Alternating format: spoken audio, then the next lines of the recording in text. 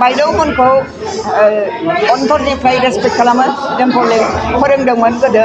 जोङो हाइ स्कुलाव थाब्ला दा बायद'आ खाथि थायो बे बायद'खौ आङो गार्जियान हिसाबै लानानै दिनै बे फोरबोखौ एसेबाबो दसेबाबो रंजादों बे गोदान बोसोरनि रंजानायखौ दिनै जों रंजादों गासिबो जों माने जेसेबां बे ओनसोलाव आरो आंनि लोगोफोर बिसोरखौ लिंनानै दिनै गेट टुगेदार खालामनाय जादों आरो बोसोरा जाहाथे जोंना मोजाङै थाङो बयनोबो आङो रायजो राजानो बयनोबो आंनि अननाय मोजां मोननायखौ बावहरबाय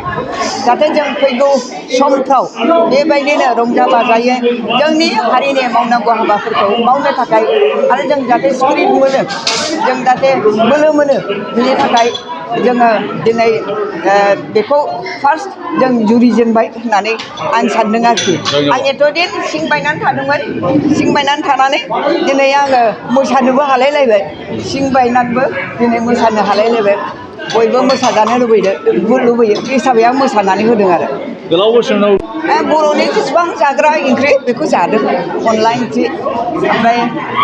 माखासे बैसोगोराफ्रा सबाइ ओंख्रिखौ जानो हानाय नङा हजम खालामनो हानाय नङा होननानै सबाइ ओंख्रिखौ जायाखिसै आरो अनलाजों खाराय बिजौ बेबायदिनो जादों आरो दिनै मोजां जाहोदों जोंखौ अनला जाबाय अनलाजों मेवाइजों ओमफ्राय मैथाजों ना गोरानजों ओमफ्राय अमा बेदर दाउ बेदर ओमफ्राय बिहामजो गोदान संनाय माबाबो पनिर ओंख्रि बिराद गोथाव जाबाय दे बेल' बुंनांगोन जों बिराद खुसि जाबाय बयबो ज' लोगो मोनबाय जोंनिख्रुइ देरसिनफोरखौबो आरो जोंनि लोगो क्लास फ्रेन्ड फुराना बहुद बोसोरनि आगोलनि बिसोरखौ लोगो मोननानै ज' जों मोसालायनानै रंजानानै ओमफ्राय बे आदाबारि गामिनिबो हिन्जावफोर फैदों बिसोरजोंबो ज' माबानानै मोजां मोनबाय बेसेबांसो बोसोर जाखोमोन आयंमोन नोंसोर लोगो मोनलायैया जोंथ' फ्राय बेसेबां बोसोर जाबाय ओरैनो गेजेर गेजेर लोगो मोनो माबा खामानियाव फुंनिया थांबाबो ओमफ्राय आं फैबाबो लोगो हमफैयो खिन्थु बे माखासे लोगोमोनखौ माने बिसोरखौथ' फ्राय 6-7 बोसोरनि उनावसो लोगो मोनदों बादि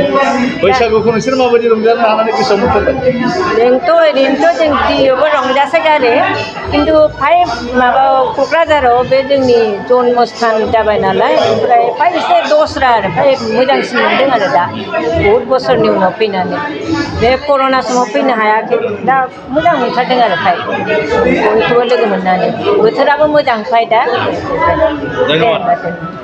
बांलानि गोदान बोसोराव आं गासैबो मिडियाफोरनो आंनि गोसो सिंनि अननाय खुलुमनाय सिबिनायखौ आं बावहरग्रोबाय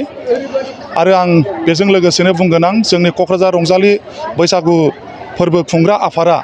बेनि बैसोआ 1998निफ्राय लानानै दिनैसिम नायोब्ला बिनि बैसोआ 24 जाबाय अर्थात 24 बोसोर जाहैबाय बे फैगौ बोसोराव बियो 25 बोसोर जानो थांगासिनो दं एबा सिलभार जुबलि जाहैगोन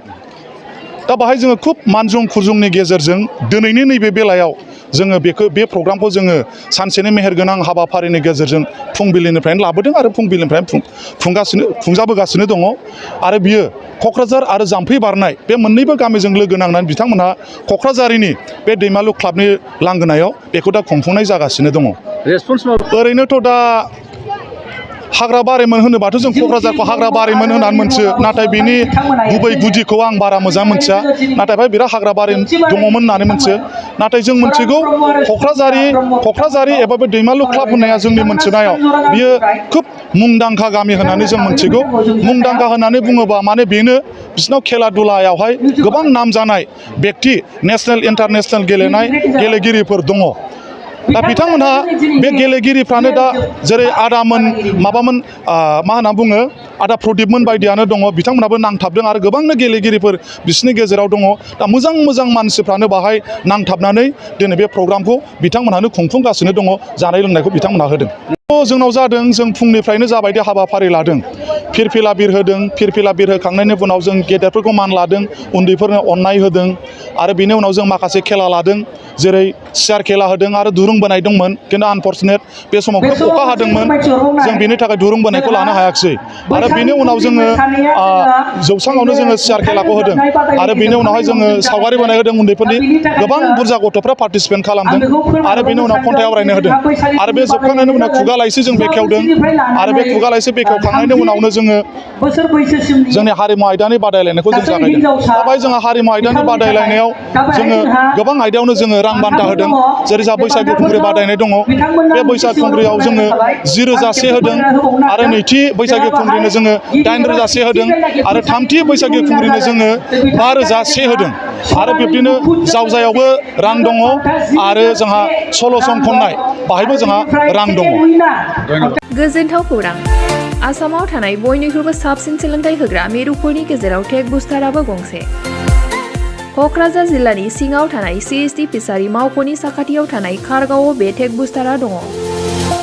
बेयाव बयनिख्रुइबो मोजांसिन सोलोंथाइ आरो नेम सोलिनाय गोग्गो थाखो खथानि सुबिदा दङ। सारा भारतनि गेजेराव सायख'जानाय बायदि सोलोंथाइजों सोमोन्दो थानाय फोरोंगिरिफोर दङ। टेक बुस्टाराव प्रफेशनेल जार्नालिस्ट आरो टेकनिकेल कर्सफोरखौ होनाय जायो।